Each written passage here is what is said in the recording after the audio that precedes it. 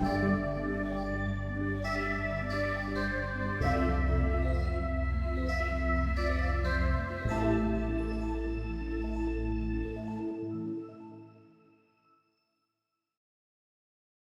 hello. Hey. We're now in season 3 of Biweeklycast with the same host. I'm Dima. I'm an engineer at Meta. And I'm Slava. I'm the CEO of Savvy LED Solutions and a moderator at the Aspen Institute Kyiv and SEO Club. I said we are in season 3. In season 3, we are going to be focusing on kind of one topic per episode related to what we do professionally, and we'll see how it goes. And based on the title of this episode in our notes, we're going to talk about priorities. Yeah, that's right. I thought I was thinking what could be a good topic for the first episode, and then I decided the first episode is the only one. We only going to have one first episode in the third season, and I thought it was topical to talk about priorities. The more so recently I had a very interesting conversation with colleagues of yours, Slava, in one of the events about how to set priorities and challenges related to following them. And I can see that you started quite nerdy with the definitions and history and the background. Right. I was thinking with the new structure of the episode and topics, I thought let's have a topic and then several points that we can go through and discuss. And I was preparing those points, and much as we did previously, I wanted to check that, what do we have in terms of definitions where the word priority comes from. We probably don't necessarily need to go into that because I thought it was coming from ancient Greece or something like that. It wasn't. Internet says that it came into English language in 1040s, whatever. But the interesting thing was that up until very recently, priority didn't have a plural form of priorities. That's why your pun early at priorities. Why does this thing bother you? Think much like if you go to Google, that there is I learned about this from Reddit, that there is a Google feature called Ngram or something like this, and you can look up frequency of a word being used back until back in the day, because they had, with Google Books, they have scanned books and other works of literature. So the frequency of word use can go back very far. And with word priorities, it indicates that we started using this in plural only in 20th century or something. And I think, at least in my experience, this is part of where the problem stems, of having multiple priorities versus having one priority as it was originally intended. I think that this problem is kind of more extensive than just with the word priority, because we tend to change the meaning of the word.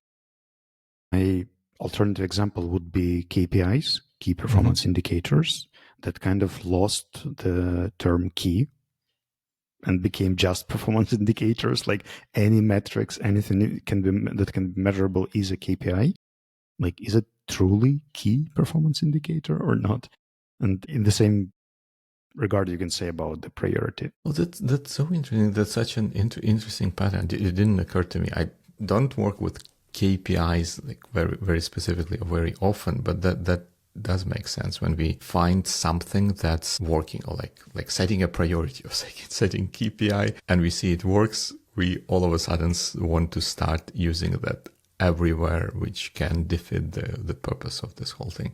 So would it be fair to say that you don't believe, you are in the camp who believes that one cannot have multiple priorities, and the priority can be the a strong believer that yes, it should be singular rather than plural, but at the same time, I don't like to fight against the tide. And if people started using this term, it's probably better to switch to something else. And I would probably just, not to change everybody's mind around, use the word focus, because I think focus is still singular. It makes total sense. It basically means the same that we wanted. And we could say, what's our team focus for this week or for this month? So what's your focus for this month? And it still makes the sense that I would previously put into the word, what's your priority? It's good stuff, because also focus might be a good option there, because Even if you try to ask what are the focuses for your team, it sounds awkward and it sort of forces you to use singular, making it pointed and sharp. Cool. That's a good takeaway. Like, to, instead of asking what is your priority or what are your priorities, ask like what's your focus. But then it's nice world where you can pick just a single thing to do, but in most of the situations you have a scope of tasks and you have to organize them in one way or another. If not by the priority, what should be the logic between the order of things? That's a great question, and I think that's where the challenge stems from when we have multiple priorities. Double check, like my thinking about priorities and the benefit of having and setting priorities is that they give you guidance for day-to-day decision making. When you choose to do X or Y, A or B, go in that direction or the other direction, you can evaluate those options against the priority or priorities that you have, and the better and more effectively the priorities are set, the better and more effective is the decision-making process and outcome, the decisions themselves. How do you look at it? Like, what, in your view, what's the purpose or benefit of having priorities? I partially agree with you. I just think that the decision-making process is a broader thing. And in this case, it's probably just a choice, like you choose what to do or what not to do. But the decision making is also the answer how you do things or why you do things, and many other aspects that are not included into the prioritization process. For me, the priority thing is the order. And the decision making is the model, the framework, the reasons, the risks, and many other aspects that are not included into the whether it's the priority or not. Oh, that's interesting. I think that sort of brings me to the next point I have in the notes. I think it feels to me that especially with multiple priorities, that can be two kinds of situations when we are dealing with them. That is, like, one similar to what you described with priorities of tasks, where we have defined chunks of work that we can do. We can only do them in a particular order, and priorities, or kind of the set of priorities or priority of those tasks, define the order in which we are doing those tasks. Hopefully. Well, yes, there are things to be said about that as well. But also, I feel like there is another facet of priorities where it's not as clear cut. Let's say if we have several projects going on and we say project A has a higher priority than project B, projects by themselves are not definite amount of work. And we don't necessarily, in this situation, we do not necessarily expect us to only work on project A until we're finished, then to start project B. We, with A being higher priority than B, we sort of imply that the time or effort distribution between the two is such that A takes larger chunk of time and B takes smaller chunk of time. But that opens the door for a lot of ambiguity for how much time, like how the time is distributed. If something in project B is on fire, but it is a lower priority, do we still on project A, or do it creates complexity, and there having multiple priorities can be even more challenging, because you can have these 3 projects are our top priorities, these 5 are our not so top priority, and go figure out what to do next with multiple conflicting requests. In my understanding, it kind of gets to the point where you have to define the criteria for the priority, whether your criteria is importance or urgency. And most people will say, of course, it's importance, but then they can't ignore the urgency, because in fact, urgency is what they define as the top priority, not the importance, the long-term importance. Right. When we want something done with urgency, we say like, we need to do this. I need you to do this on priority, or something along those lines. This is the highest priority for now. Go ahead. But then again, if we roll back to the term focus, you can be focused on a specific thing. You can lose the focus and do multiple things at the same time. But in this regard, if you have 2 projects, you can't have them both in focus. You have to change the priority. And this is what we don't normally do publicly. We just do it in fact and then kind of rationalize or explain why things happen that way. But we don't say like, all right, change of things. Like now it's the lowest priority and that's the highest priority. Yes. But I do genuinely agree with you that priorities should, like the definition, or when we set priorities, they should help us generally define or understand the order in which things should be done and make that process of figuring out that order ever so slightly easier or more effective, or such that different parties involved in the process can rely on choices for priorities of other parties as well. Can I challenge this thought for a bit? Okay, let's try. I would say that the order is not the right attribute, because sometimes what's in my focus is not the thing that I do first. My focus or my priority is something that I spend my most productive time for, but it's not always the first hours or the first weeks or the first days or the first thing that we do. It's like something that will get the most fruitful time, the focus day, or the most productive peak hour that I have at 11 a.m., for instance. I know this is my peak time and this is where the most important task is going to be. And I can do a lot of lower priority tasks in the morning before, like I wake up actually. And then when I have this golden 2 hours of being awake, not being too tired, not being on the meetings, etc., like this golden time goes to the focus task. So I would probably say that not the order, but the magnitude of your focus. That's right. Like you got me scared because on the one hand, I agree with what you're saying, because what you're alluding to in my mind is the practicality of practicing priorities. The priorities do not happen in vacuum. They live in the real world, where we are influenced by multiple different factors, including priorities of tasks or project or whatever else it might be. But there are other things as well. And if I'm, like you said, if I'm feeling down a little bit, maybe I would not choose to work on high priority, maybe in parentheses, high importance project or task, because it requires more concentration that I can exert at the moment, and I will work on something else. And to that extent, priority with your focus on focus would be something where towards which you put your best foot, like you allocate the best feasible time and maximum amount of that best time. But also then it gets like when we try to define those things super precisely, it gets so messy and complicated, almost to a point that it's like, no, priorities do not make sense, because if I'm hungry, no matter what the priority is, would go and try to get some food or something to eat or something along those lines. You know, I think it also depends on how your mind works in this case, because I think I told you an example of my partner Alex and I were studying at British Council, and we had to write the essays, and we had two very different ways to do that during the weekend. Like we had a day to write an essay. He would just wake up, sit and start writing until the afternoon. Then he would have a lunch, take a break, and after the break he would edit and short and organize and put it all together. And by the evening he would have a very nice essay. He would take some rest and fun. In my case, I would wake up, I would sketch a plan, and then go to the lake. Then I would go shopping, then I would do something, and on my background, I would be thinking about this essay. I wouldn't be just walking on the lake. During the lunch, I will be thinking about it.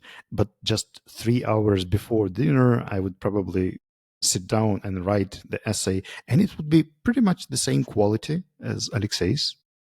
But the biggest difference is that in my case, my focus was on this essay as long as his.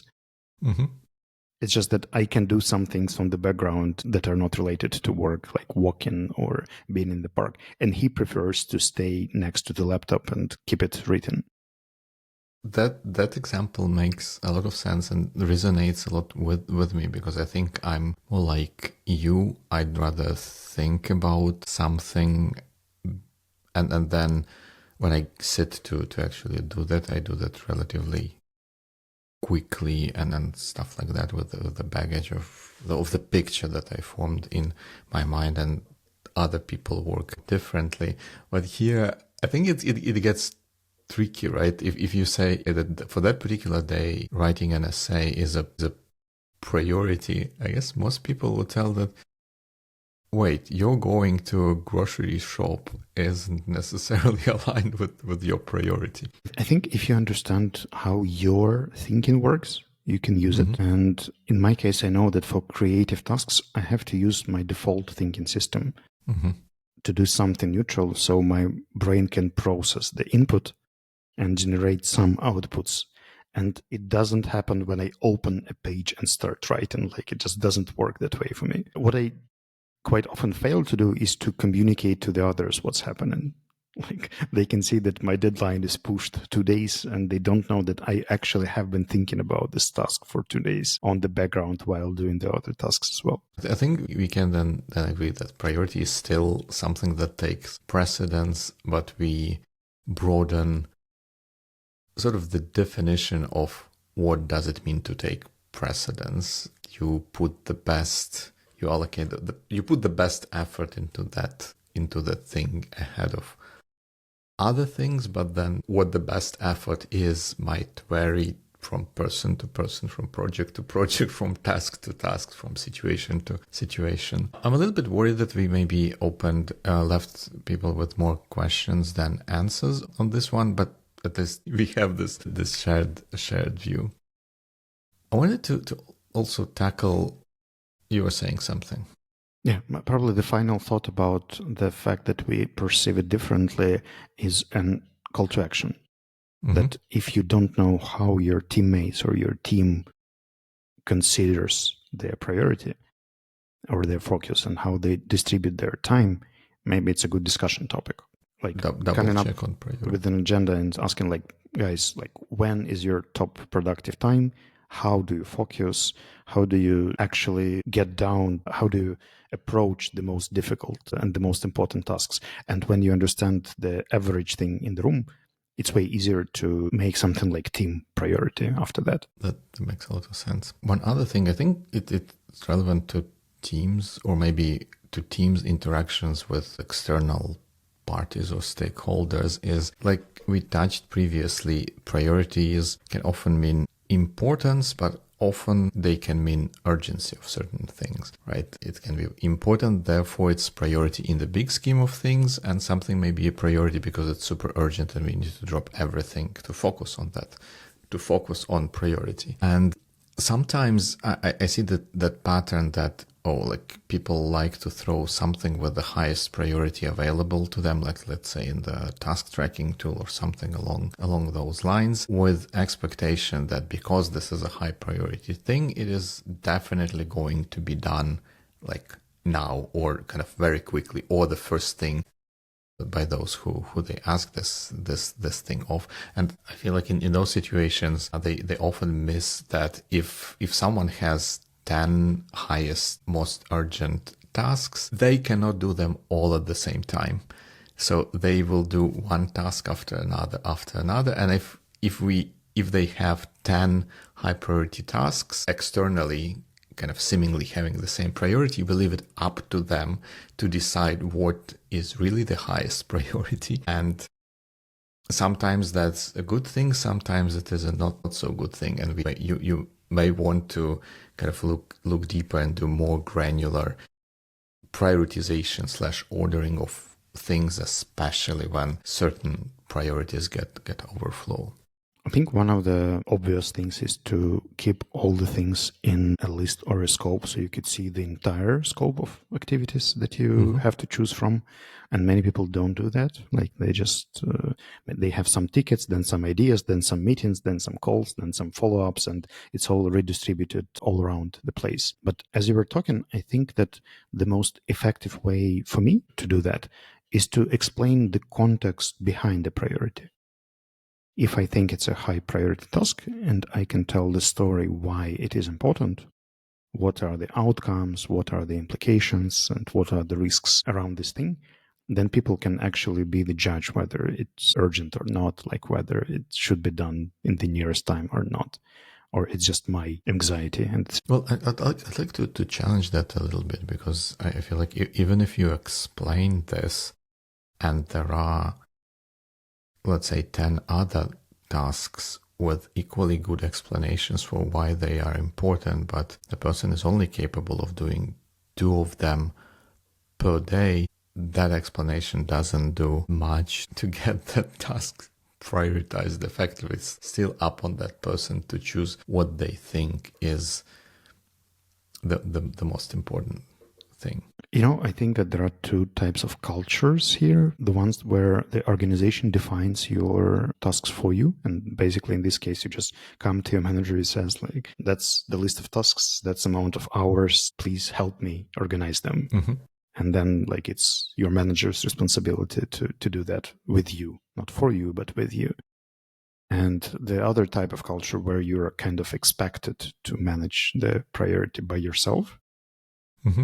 And then it's important whether you know what is the focus for the entire organization, like what are you actually working on and how all these 10 incoming things are going to impact it. And you decide like which one of them is the most beneficial for the team, for the department, for the company. Right. Yeah, I think that I might led us a little bit astray with confusing the two things here a little bit. The priority of task and your description of how you could explain why it is important, what's the value of this thing being done faster than otherwise would be feasible for that task is, it kind of implies bigger picture context for what we are looking at. It sort of implies that there are other things of a similar nature, of a similar kind, which are not as important, which are not as high priority as this particular thing. And then when we switch into ourselves into shoes of a particular, let's say, engineer working on those tasks,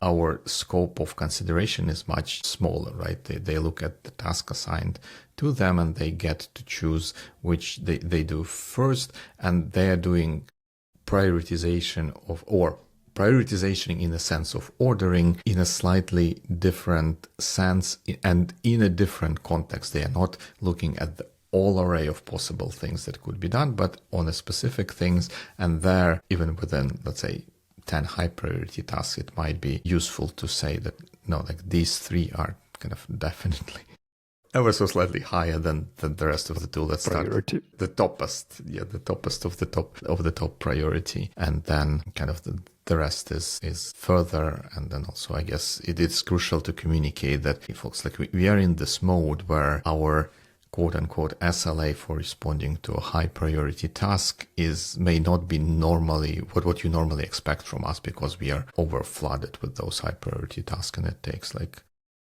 if you mark something as high priority, it's not going to be done by the end of the day. It's going to be done by the end of 3rd day from now, just because reasons. Dima, do you think it's the issue of being overflooded with high priority tasks, or just being overflooded with more work than you have time to do? Yes.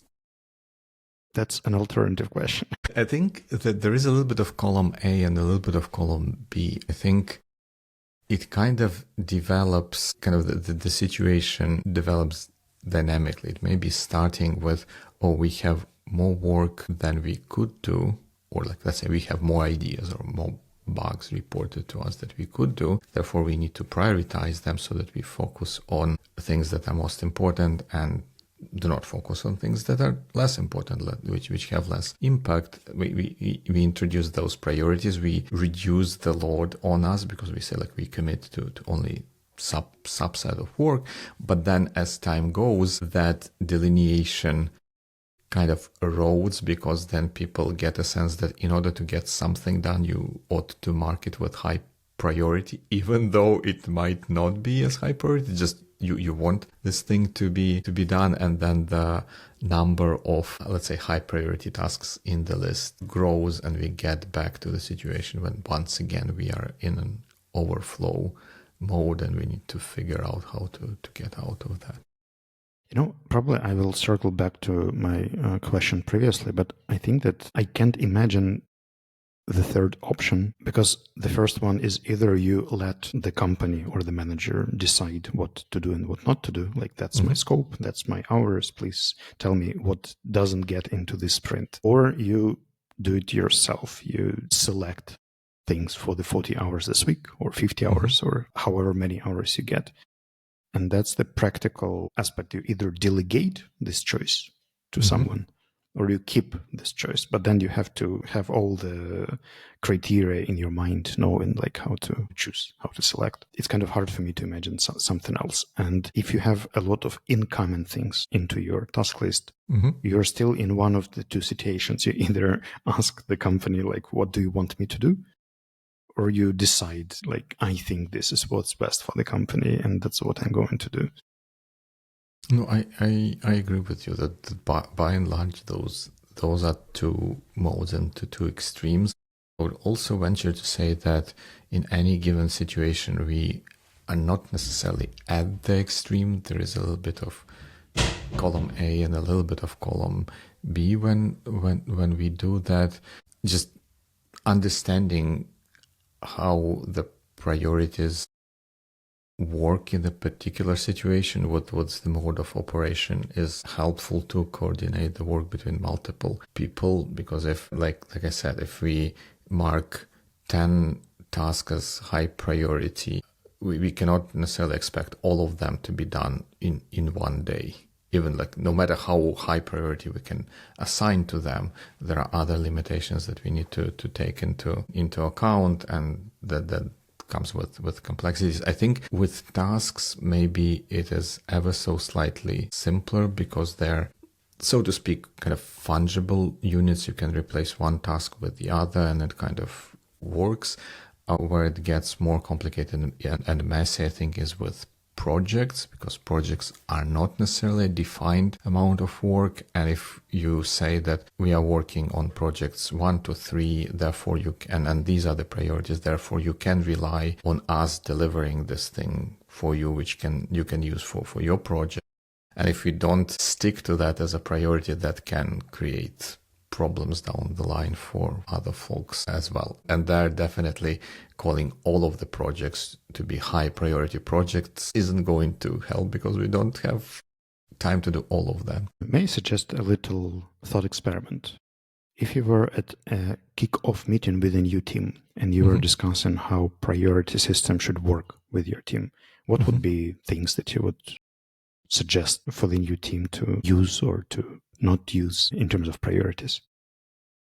That's a great question. I would suggest 2 things to do, maybe 2.5 or 3. One, similar to what we discussed in the beginning, I would encourage them to identify one priority or one focus, to say, like, no, all things being equal, kind of this is what we are aimed to achieve. Like, this is our highest value, for the lack of a better word. Like, we can have a whole another episode about the kind of priorities versus values, but like focus on identifying one area or one thing to focus if possible.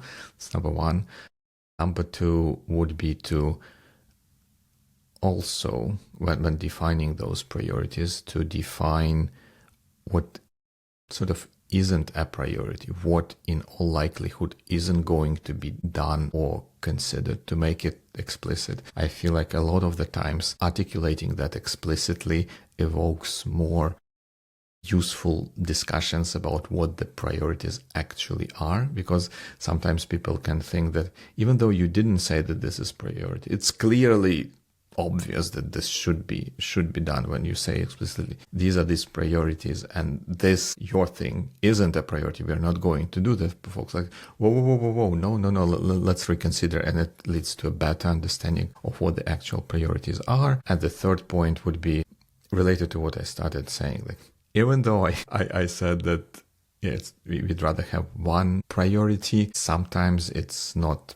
practical, especially when we deal with areas of responsibilities or projects. We can say, like, these things are higher than those others, to have kind of a stack of things that we care about. This is what we care about the most. This is the second thing. And this is the third, because that would help us make decisions along the line, and it will make it easier for partners and stakeholders to understand how we make decisions. And if something is a third on our priority list, they should expect that we would divert more resources toward things 1 and 2 on that list. From my side, I would add two things. One of them is kind of similar to your point 1 and point 3. I would say that as a team, we can decide how many things at different levels we can handle. Let's say we have 10 projects. I would say out of 10 projects, only 3 can be top priority, 3 can be mid priority, and 4 must be low priority. And if something changes the priority, for instance, this low priority things becomes the high priority, you should remove something from the top priority list and rearrange the thing, because that's the focus. Like, and if you put something in focus, something should fall out, and it should be as obvious as possible. And my second point kind of gets out of this is the communication when things change, because I think that when things are organized at the very beginning, at the planning stage, it might look straightforward.